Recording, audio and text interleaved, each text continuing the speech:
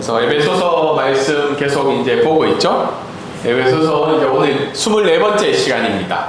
네, 24번째. 시간이 참 빨리 가죠. 11월 달부터 우리가 에베소서를 들었는데, 네, 아마 이것을 책으로 내면 30번 정도 설교하면요, 책으로 내면 한 400~500페이지는 나올 것 같아요. 보통 한번 설교하면 10몇 페이지씩 이렇게 나오니까. 지혜로운 자의 삶이라는 제목으로 오늘 말씀을 전하고자 합니다. 지혜로운 자. 우리가 살아갈 때 대부분 다 지혜를 원하죠. 지혜로운 자가 되기를 원하고, 특별히 지혜에 관한 책들은 참 많아요. 왜냐하면 이 지혜에 관한 책들은 예전에는 조금 깊은 철학적인 내용들이 많았는데, 요즘은 지혜로운 자라고 이야기하면 어떤 인간관계에서 좀 지혜로운 자가 되고 싶고, 아니면 다른 말로는 처세술이라고 하죠. 좀 약간 세속적인 단어이긴 하지만 처세술이라는 단어로 좀 지혜로운 자가 되고 싶은 것이 우리가 살아가는데 좀 필요한 부분이 아닐까 그런 생각을 하게 됩니다. 그래서 그런 책 중에 하나가 무려 400년 전에 쓰였던 책이에요. 아주 세속적인 지혜라는, 네, 한국말로 번역이 되어 있는데 한 번쯤 사서 읽어볼 만한 것 같아요. 저도 책을 읽지는 못했는데 그 책에 대해서 이제 리뷰한 여러 가지 글들을 한번 많이 찾아보게 되었어요. 왜냐하면 설교도 준비해야 되고, 거기에 이제 안내된 이제 300개 정도에 되는 글을 이제 적은 거예요. 어떤 사람이 지었냐면 스페인의 수도자, 네, 발타자르 그라시아라는 사람이 쉽게 얘기해서 신부죠. 신부까지는 아니더라도 수도자라고 이제 성당에서 어쨌든 고행을 하던 사람이었죠. 그래서 이분이 이런 글을 적었는데 300개 정도를 적었는데 그 중에 이제 한 10개 정도를 뽑아봤는데 속마음을 쉽게 드러내지 말라는 거예요. 지혜로운 사람은 속마음을 쉽게 드러내지 않는다는 거고, 때로는 어떻게 해요? 이해하지 않는 게 더 나을 때도 이해하려고 노력하지 말라는 거예요, 사람을. 그리고 당신에게 그늘을 들이우는 동료는 멀리하라. 나에게 어떻게 해요? 어려움을 주는 동료는 멀리하라는 거죠. 그리고 네 번째는 뭐예요? 상대방의 부탁을 거절을 할 때는 최대한 시간을 끌어라는 거예요. 태국 사람한테 이거는.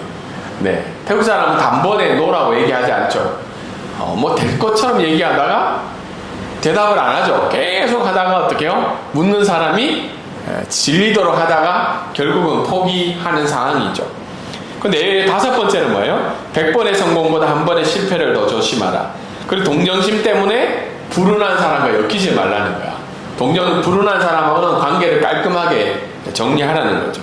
그리고 모든 바람이 이루어지기를 바라지 말고, 쉬운 일은 어렵게, 어려운 일은 쉽게 하고, 타인에게 무례한 사람은 자신에게 되고, 어쨌든 300개의 글을 막 적었어요. 그래서 이 책에 대해서 밑에도 쇼펜하우어가 있지만 니체라는 사람은 이 책을 평생 자기 머리 밑에 두고 읽어야 되는 책이란 만큼 칭찬을 했던 책입니다. 그리고 처칠, 영국의 수상인 처칠이 있죠. 그 사람도 이 책을 굉장히 선호했습니다.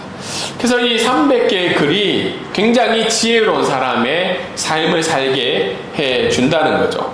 근데 이 내용을 볼 때, 그럼 과연 성경이 이야기하는 지혜와 무슨 부분이 다른가?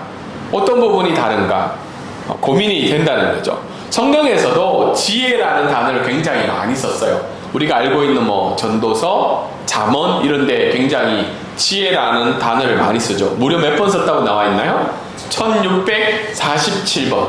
성경도 어떻게 보면 구원을 받지 못하거나 하나님을 알지 못하는 사람들도 성경을 통해서 어떻게 해요? 지혜를 얻기를 원한다는 거죠. 그런데 성경에서 이야기하는 지혜는 오늘 앞에서 설명했던 그런 처세술에 관한 지혜나 이 세상 사람들이 이야기하는 지혜랑은 다르다는 거죠. 왜냐하면 우리가 믿는 자들이 구해야 되는 지혜는 하나님의 백성으로서 살아가야 되는 지혜이고, 우리가 에베소서 4장과 5장의 해석에서 나오는 새 사람으로서 살아가야 되는 지혜이고, 지난주에 배웠듯이 뭐죠? 빛의 자녀로서 살아가는 지혜이기 때문에 다르다고 이야기를 하고 있습니다. 전체적으로 성경에서 지혜에 대해서 이야기를 하고 있는데 네 가지 성경에서는 이야기합니다. 성경에서 이야기하는 지혜는 첫 번째 뭐죠? 하나님을 경외하는 지혜죠. 지혜의 근본은, 지식의 근본은 뭐예요? 하나님을 알아가는 것이라고 이야기를 하고 있습니다. 두 번째 지혜는 뭐죠? 성경에서 얘기한 지혜는 분별함이죠. 지난주에 얘기했죠. 어둠의 일을 멀리하고 빛의 자녀로서 살아가는, 이게 분별함이죠. 세 번째는 뭐예요? 성령 충만한 지혜인 거죠. 다음 주에 이 내용이 나와요. 사실은 오늘 설교를 이 두 가지를 묶어서 할까, 따로 떨어져서 할까 하는데, 성령 충만한 특징이 뭐냐면 지혜로운 자의 삶을 산다는 거예요. 성령 충만한다는 건 뭐죠? 뭐 어떻게 막 귀신을 쫓아내고 기적의 역사를 일어나는 것도 표적일 수도 있지만, 무엇보다도 성령 하나님이 그 삶을 이끌어 가시는 게 지혜자의 삶이라는 거죠. 마지막은 뭐죠? 행동하는 지성이죠. 그러니까 지혜로운 사람은 단지 지식을 가진 사람이 아니라 어때요? 행동하는 지혜까지 가지고 있는 것이 성경에서 이야기하고 있는 지혜입니다. 이 내용을 들으니까 앞에 이야기했던 그 세속적인 지혜랑은 좀 방향이 확연하게 다르다는 것을 알 수 있습니다. 그래서 오늘 말씀을 통해서 특별히 빛의 자녀이면서 성령 충만한 이 지혜로운 자의 삶은 두 가지로 이야기를 할 수 있습니다. 첫 번째, 지혜로운 자는 어떤 사람이라고 있나요? 한번 읽어볼까요? 시작. 지혜로운 자는 자기의 삶을 주의 깊게 살피는 자입니다. 그냥 앞에서 이야기했던 지혜랑은 좀 틀린데, 자기의 삶을 주의 깊게 살피는 자가 지혜로운 자라는 겁니다. 오늘 읽은 15절부터 16절, 특별히 15절에 너의 삶을 주의 깊게 살피라는 겁니다. 이게 지혜로운 자입니다. 다르게 이야기해서 네가 지금 어떻게 살고 있는지를 살펴보라는 거예요. 왜냐하면 우리는 뭐예요? 에베소서 1장부터 3절까지의 하나님의 놀라운 구원의 은혜를 받은 자로 4장부터 5장까지 새 사람으로서 빛의 자녀로서 어떻게 살고 있는지를 살펴보라는 거예요. 그게 지혜로운 사람이라는 겁니다. 그럼 반면에 지혜 없는 자같이 살지 말라는 거예요. 지혜 있는 자는 뭐예요? 지혜 없는 자같이 살지 않는 사람이라고 이야기할 수 있죠. 이게 뭐 비교법이라고 이야기할 수 있는데, 지혜 없는 자의 삶은 뭐죠? 빛의 자녀의 삶에 대해서 관심이 없는 자라는 거예요. 지난주에 빛의 자녀의 세 가지의 특징이 있었죠. 뭐죠? 기억나나요? 네. 기억이 나나요? 네. 선함과 의로움과 정직함으로 사는 게 빛의 자녀죠. 그러니까 우리가 선하게 살아가는 거, 하나님의 의롭게 살아가는 거, 하나님 앞에 정직하게 살아가는 거에 대해서 관심이 없는 사람이 어떤 사람이라는 거예요? 네. 지혜가 없는 자라는 겁니다. 그러면서 이야기하는 것이 세월을 아끼라고 하죠. 왜 세월을 아끼냐면 때가 악하기 때문인 거죠. 다르게 이야기해서 지금 이 시대는 뭐예요? 빛의 자녀의 삶에 대해서 관심이 없다는 거예요. 하나님을 두려워하고 하나님을 사랑하는 시대의 삶이 아니기 때문에, 때가 악하기 때문에 세월을 아끼라는 거죠. 근데 세월을 아끼라는 말이 또 무슨 말일까? 여기에 나온 것처럼 시간을 사서 구속하라는 말이에요. 시간이 흘러가는 대로 내버려 두지 말고 매 순간순간마다 뭐예요? 내가 빛의 자녀로 살아가는지 내 삶을 들여다 보라고 성경은 이야기를 하고 있습니다. 그래서 우리가 내 삶을 들여다보기 위해서 우리가 적용해 볼 수 있는 것이 질문을 던져야 돼요. 나의 소속은 어디인가? 당신의 소속은 어디입니까? 물론 우리가 소속이 되어 있죠. 우리 오건 성도님은 뭐 대사관 소속이 되어 있고, 저와 저희 아내는 선교사라는 소속이 되어 있죠. 근데 궁극적으로 우리는 어디에 소속이 되어 있냐는 거예요. 지난주에 이야기한 것처럼 어둠의 사람인지 빛의 사람인지, 아니면 옛사람인지 새 사람인지, 아니면 이방인인지, 아니면 하나님의 자녀인지, 너의 소속이 어디냐는 질문을 던져야지 우리의 삶을 주의 깊게 살펴볼 수 있습니다. 그래서 나의 소속이 만약에 빛의 자녀라면 어떻게 해야 된다는 거예요? 나의 삶의 목표와 삶의 방식이 달라져야 한다고 오늘 성경은 이야기를 하고 있습니다.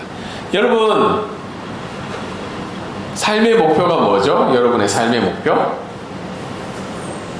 여러분의 삶의 목표가 빛의 자녀로 살아가는 그 삶의 방식과 연결이 좀 되어 있나요?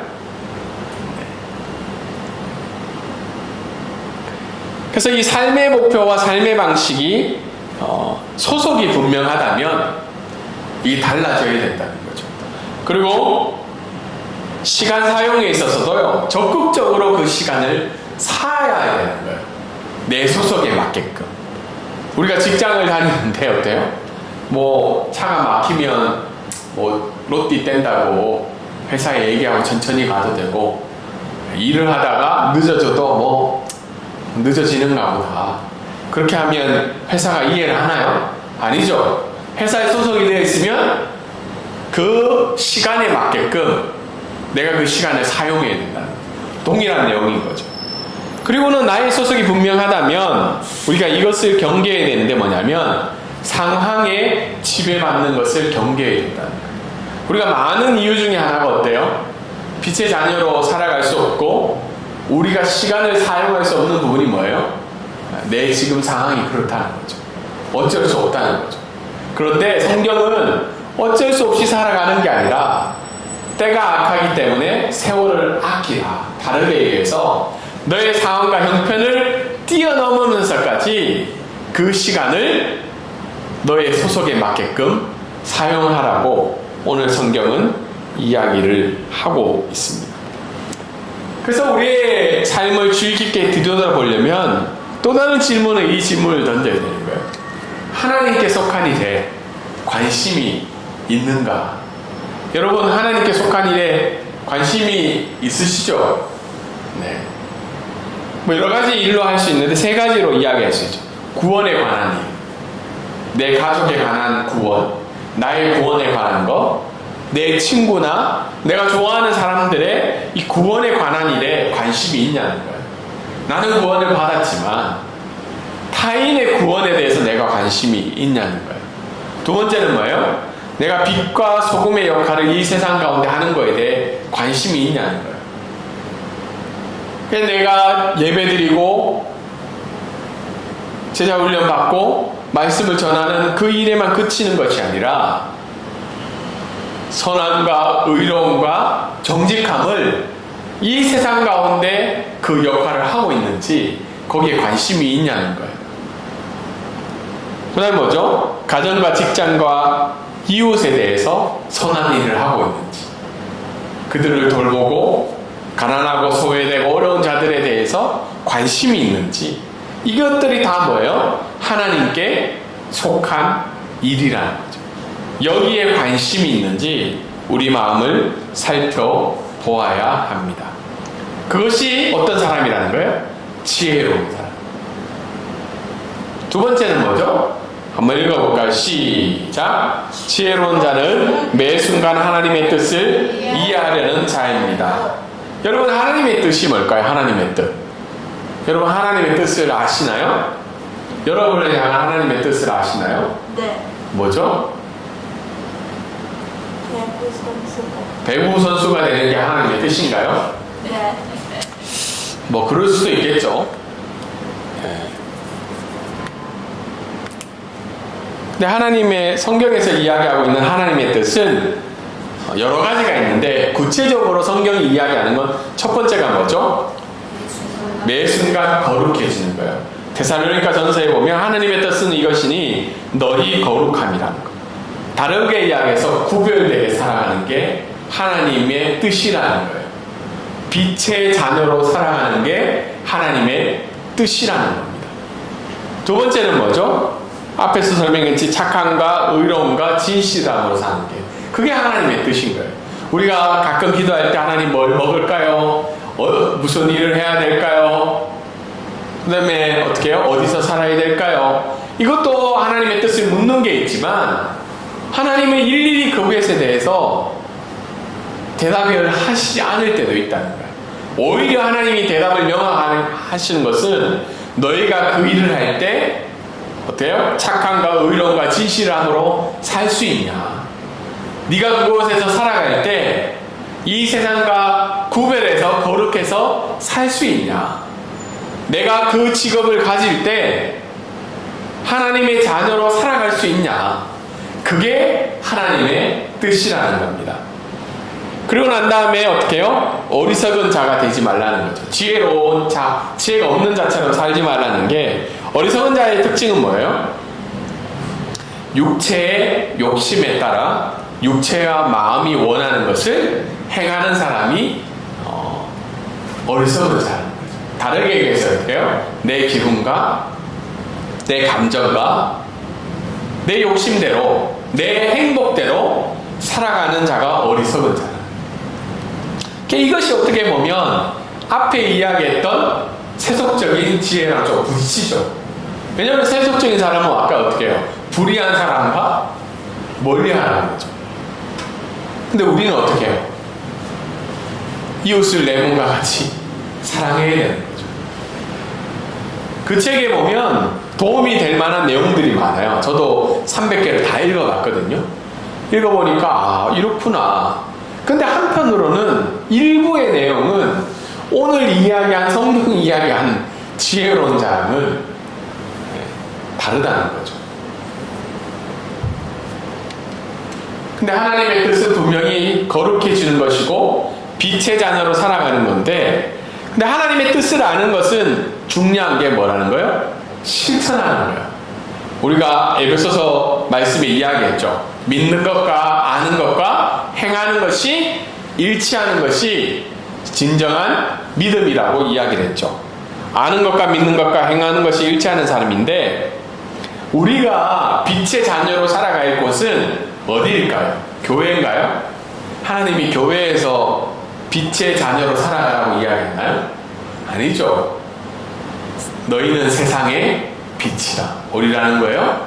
우리가 살고 있는 가정과 직장과 이웃과 이 사회에서 우리가 빛의 자녀로 살아가는 것이 하나님의 뜻이라는 겁니다. 이 뜻을 알고 행하고 실천하는 자가 어떤 자라고요? 지혜로운 자라고 오늘 성경은 이야기를 하고 있습니다. 사실 그렇기 때문에 지혜로운 자로 사는 것이 쉬운 일이 아니라는 거죠. 한 책에 있는데요. 영어로는 Not a Fan이라는 건데 한국말로는 팬인지 제자인지라는 책이 있어요. 기독교 서적인데요. 이 책이 미국에서 굉장히 유행이 되었고 한국에서도 한국말로 번역이 되었거든요. 거기에는 이렇게 이야기했어요. 예수님을 따르는 사람은 두 종류의 사람이 있다고 합니다. 팬과 제자. 팬은 뭐예요? 막 열광하죠.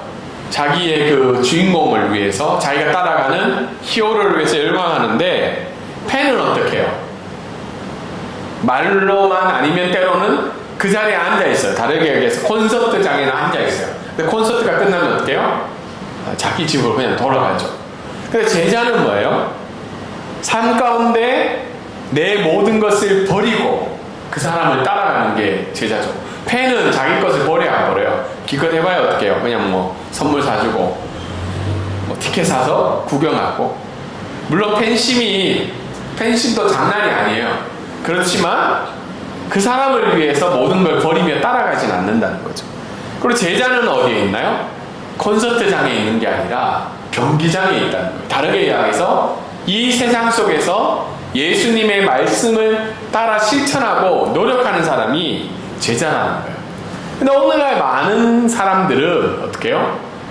기독교인들 중에는 팬일 경우가 많아요. 자기가 원하고 자기가 추구하는 그 욕구를 채워줄 히어로인 예수 그리스도가 필요한 거지, 우리의 삶 가운데 하나님의 뜻을 실천하는 제자의 삶을 살아가기는 원치 않는다는 겁니다. 다른 말로 이야기해서 신약 성경에 나오는 무리들은, 예수님을 따르는 무리들은 엄청 많은데 자기의 삶을 드리면서까지 하나님께 나아가는 제자들은 많지 않다는 겁니다. 그런데 지혜로운 자는 뭐예요? 그 하나님의 뜻을 실천하는 자가 지혜로운 자라고 오늘 성경은 이야기하고 있죠. 그러면 하나님의 뜻을 알려면 어떻게 해야 돼요? 적극적으로 구해야 돼요.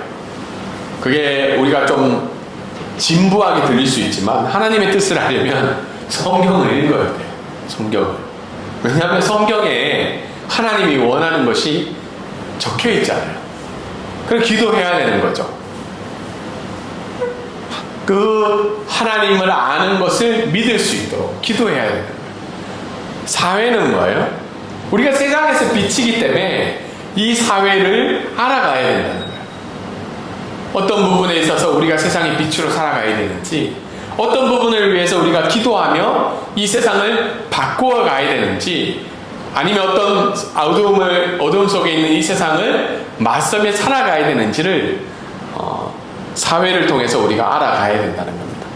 그리고 제자훈련도 이야기했죠. 제자훈련은요, 그냥 아는 것에 그치는 것이 아니라 믿고 행하는 지혜로운 제자가 되기 위해서 제자훈련을 한다는 거예요. 쉽지 않아요. 제자훈련 과정. 마지막에는 뭐예요? 성령 하나님의 도우심을 구해야 된다는 거예요. 믿고 아는 것까지는 갈 수 있어요. 그런데 실천하는 것은 우리의 의지와 힘으로 힘이 든다는 겁니다. 그래서 어떤 결정과 어떤 상황을 어떻게 해요? 나아갈 때마다 성령 하나님의 도우심을 구하며 우리가 나아갈 때 지혜로운 자의 삶을 살아갈 수 있다는 겁니다. 그러니까 오늘 말씀을 적용하면 어떻게 해요? 날마다의 삶 가운데 우리에게 주어진 삶을 하나님의 뜻에 비추어서 살펴봐야 돼요. 아침이든 저녁이든 우리 삶이 어떠한지, 내가 정말 하나님의 뜻에 맞춰서 살아가고 있는지, 그게 지혜로운 자라는 거예요. 우리가 리트릿을 가잖아요. 리트릿 가는데 물론 우리끼리 뭐 공동체를 세우기 위해서 여러 가지 활동들을 할 수도 있어요. 근데 또 그 시간들을 통해서 어때요? 우리 교회가 하나님의 뜻에 맞춰서 잘 가고 있는지, 또 각자의 삶들이 어떻게 해요? 하나님의 뜻에 맞춰서 잘 살아가고 있는지를 우리가 점검하고 함께 기도하고 예배하는 시간도 필요하다는 거예요. 두 번째는 뭐예요? 우리가 하나님께 속한 일에 대해서 관심을 가져야 된다는 거예요. 타인의 구원에 대해서. 여러분, 성경은 분명하게 나와 있잖아요. 구원받지 못한 자의 결말과 구원을 얻은 자의 결말이 다르다는 거예요. 그리고 우리가 속해 있는 사회 속에서 진실함과 선함과 의로움으로 살아가며 이 세상의 아픔과 어려움에 대해서 관심을 가지면 어떻게 해요? 우리 삶의 목표와 시간도 거기에 맞춰서 사용이 되어야 된다는. 저도 올해 이제 45이잖아요. 뭐 앉아 계신 분들 중에 나이가 젊으신 분도 있고 또 저보다 뭐 좀 있으신 분도 있는데 시간이 정말 빨리 가요. 시간이. 그래서 예전에는 20, 30대 때는 어른들이 시간이 빨리 간다는 말을 이해를 못했어요. 이 말은 누구든지 이 나이대가 되면 하는 것 같아요. 시간을 정말 사서 시간을 구속해 가면서 우리가 하나님의 속한 일을 행해야 하는 것이 지혜로운 자라는 겁니다. 단지 어쩔 수 없어, 상황이 이래서, 환경이 이래서 그냥 흘러보내는 것이 아니라 그 시간을 사서 하나님의 뜻에 맞춰서 그 시간을 구속해서 사는 것이 지혜로운 자라고 오늘 성경은 이야기를 하고 있습니다. 그래서 오늘 말씀을 생각하면서 구원받은 자들은 단지 내 구원에만 관심이 있는 것이 아니라 새 사람으로서, 또 빛의 자녀로서 새 윤리의 삶을 살아가야 되죠. 그리고 더불어서 어떻게 해요? 지혜로운 자의 삶을 살아가는 것이 우리에게 하나님이 구원을 허락해 주신 목적이라고 오늘 성경은 이야기를 하고 있습니다.